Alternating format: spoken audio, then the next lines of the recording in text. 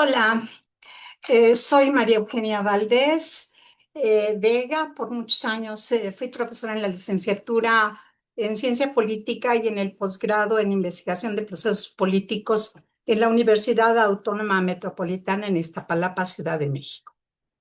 Estas breves pláticas tienen como finalidad contribuir con la difusión de temas sobre política que pueden ser útiles a personas interesadas en su aplicación teórica o práctica. Miren, primero disculparme porque ha sido eh, muy difícil esta temporada para mí, y ha habido muchos errores, entonces pido disculpas por eso. Pero, pero por otro lado, quiero decirles que estoy muy contenta de haber llevado a cabo esta temporada. Y bueno, iniciamos.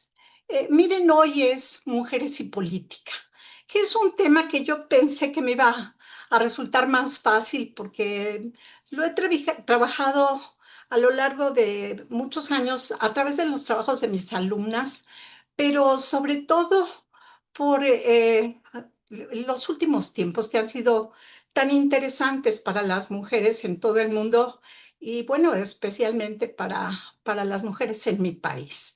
Entonces, empezamos. Miren, al finalizar el siglo XVIII, la Revolución Francesa dio paso al establecimiento del Estado liberal constitucional, muy alejado del absolutismo europeo.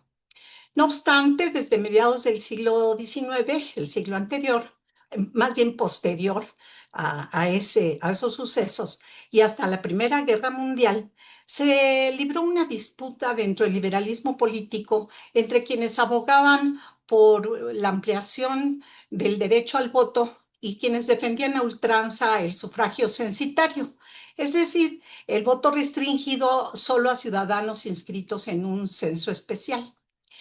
La lucha del movimiento obrero europeo y la influencia del socialismo en Occidente coadyuvaron a que se ampliara el derecho al sufragio, y fue así que surgieron las democracias representativas, que están fundadas en asambleas en las que reside la soberanía nacional.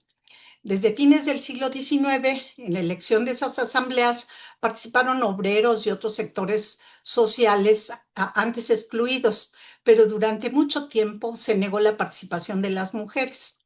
Aún en Inglaterra, donde nació el liberalismo democrático y se supondría un trato más igualitario entre hombres y mujeres, hasta muy entrado el siglo XIX, ellas no tenían derechos civiles y políticos que sí disfrutaban los hombres.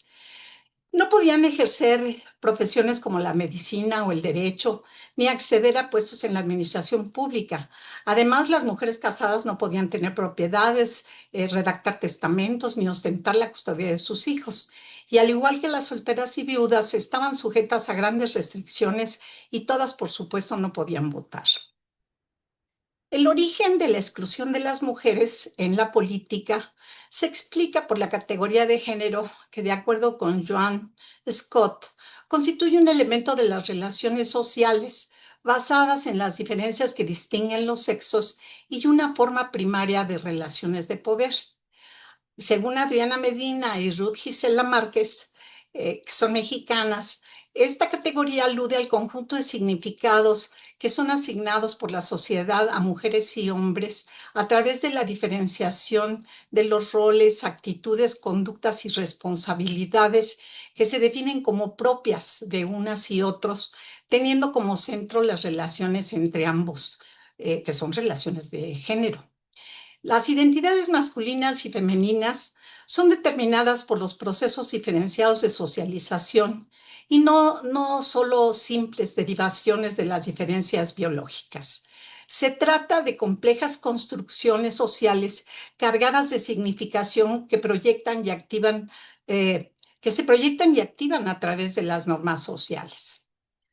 Desde 1987, Gail Rubin apuntaba que la división social del trabajo entre hombres y mujeres, y sus consecuencias culturales, las tradiciones, costumbres, creencias y comportamientos que se construyen socialmente, son las que confinan la actuación de las mujeres a lo privado y las aísla del mundo público, que es donde actúa la política. Este tipo de cultura es la base de lo que la perspectiva feminista llama sociedad patriarcal. Entonces, las mujeres, a pesar de que consiguieron el voto, no lograron que la brecha de desigualdad política entre los géneros se parara, sino que continuó. Incluso, les digo, cuando alcanzaron por fin las mujeres el derecho al voto a lo largo del siglo XX, ya que tuvieron abierta la posibilidad de elegir y ser elegidas para los puestos de representación política en igualdad jurídica con los hombres, las mujeres tuvieron, sin embargo, que enfrentarse al hecho de que estaban excluidas de participar en los centros de tomas de decisiones. Sí, ya podían participar y hasta podían ser elegidas, pero no llegaban a los puestos de decisión. Dado que cada vez fue más evidente que se debían integrar en la agenda pública las visiones, necesidades, intereses y problemas de las mujeres, la mitad de la población del mundo comenzaron a implementar mecanismos para garantizarles oportunidades de participar de forma efectiva y equilibrada en la política, tales como las acciones afirmativas. En los años 60 del siglo XX se implementaron acciones afirmativas en los Estados Unidos de América para combatir prácticas discriminatorias que se traducían en altos niveles de marginación social y económica de los afrodescendientes y se extendieron posteriormente a diversos grupos también discriminados, como es el caso de las mujeres, que de ninguna manera es una minoría étnica, sino que al contrario es mayoría en la mayor parte del mundo. De acuerdo con María Sofía Sanguines, este tipo de acción implica utilizar protección especial sobre determinados sectores sociales o grupos de personas con el fin de procurar una solución transitoria que permita garantizarles igualdad de oportunidades. Para esta autora es un tipo de discriminación inversa, o sea, al revés, que se justifica, uno, como forma de reparación histórica a centurias de intencionada y perniciosa discriminación contra ciertos grupos. Y dos, como herramienta de construcción de una sociedad más justa e integrada. En 1979, la Asamblea General de las Naciones Unidas adoptó la Convención sobre la Eliminación de todas las formas de discriminación contra la mujer, CEDAW, con W al final de Women, que son sus siglas en inglés, en la cual los países firmantes se comprometieron a tomar medidas especiales de carácter temporal encaminadas a acelerar la igualdad de facto entre hombres y mujeres. Es decir, acciones afirmativas como las cuotas de género para asegurar la integración efectiva de las mujeres en cargos importantes dentro de los partidos y de las instituciones del Estado. Para la profesora Ana María Fernández, en México, y me van a disculpar, pero el caso de México es el que mejor conozco, pero además es donde creo que han llegado a puntos culminantes la lucha de las mujeres por su participación en la política. Para la profesora Ana María Fernández Poncela les decía, en México las cuotas se adoptarían paulatinamente como un tipo de medida compulsiva y transitoria que por un lado obligaría a incorporar mujeres en lista de candidaturas electorales y por otro lado sería temporal hasta que hubiera una adecuada representación de mujeres en los espacios de poder. Aún si se tratara de una minoría de entre 30 y 40% del total, por ejemplo, de la Cámara de Diputados, podría actuar como una masa crítica que sería decisiva en los centros donde se toman las decisiones colectivas para favorecer las necesidades de las mujeres en el contenido de las políticas, legislaciones y asuntos públicos.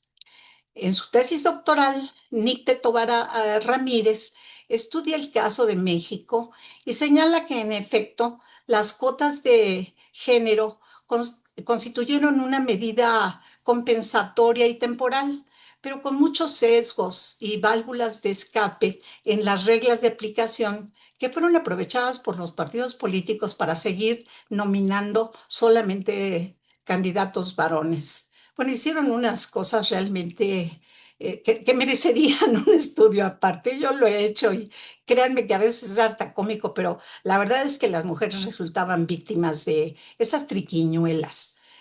Las mujeres necesitaban de una nueva reforma que realmente cumpliera con el objetivo de asegurar más espacios de representación para su género y por ese motivo años más tarde se obtuvo la paridad.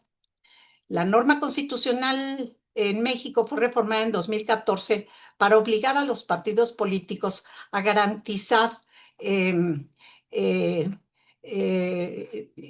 que la mitad de sus candidaturas legislativas federales y locales fueran ocupadas por mujeres y así se alcanzó la paridad en la representación política. En junio de 1919 se aprobó en México la reforma conocida como paridad en todo, que garantiza la igualdad de género 50% mujeres, 50% hombres, en cargos políticos de los tres poderes de la Unión, en el Ejecutivo, el Legislativo y el Judicial, los tres órdenes de gobierno, el federal, el estatal y el municipal, así como en organismos autónomos, candidaturas de partidos políticos y en la elección de ayuntamientos en municipios, incluidos los municipios de población indígena. Eh, Parecería que hemos logrado muchísimo y lo han logrado las mujeres en México. Tenemos una presidenta que es presidenta CONA, es mujer. Y eso nos tiene muy felices a personas como yo, que ya tenemos muchos años y que no creímos llegar a ver esto. Pero tenemos al mismo tiempo y de manera paradójica muchos problemas que resolver todavía por la sociedad patriarcal, porque la cultura no se elimina con reformas constitucionales, lastimosamente ayudan, pero no se eliminan. Entonces pues hay feminicidios, hay violencia contra la mujer. Las mujeres han dado una lucha muy importante en los últimos años en México. Han sido, yo creo, el movimiento social más pujante y más participativo y más transversal, porque abarca muchas clases sociales. Pero aquí yo sí estoy de acuerdo con el pensamiento de Rosa Luxemburgo acerca de que el feminismo tendrá que ser socialista porque si no carece de profundidad. Y bueno, que es todo lo que tengo que decirles. Feliz primavera y que nos vaya bien a todos. Esperamos vernos aquí a fines de junio. Eso espero. Muchísimas gracias. Les agradezco mucho su atención y nos vemos lo más pronto posible. Hasta luego.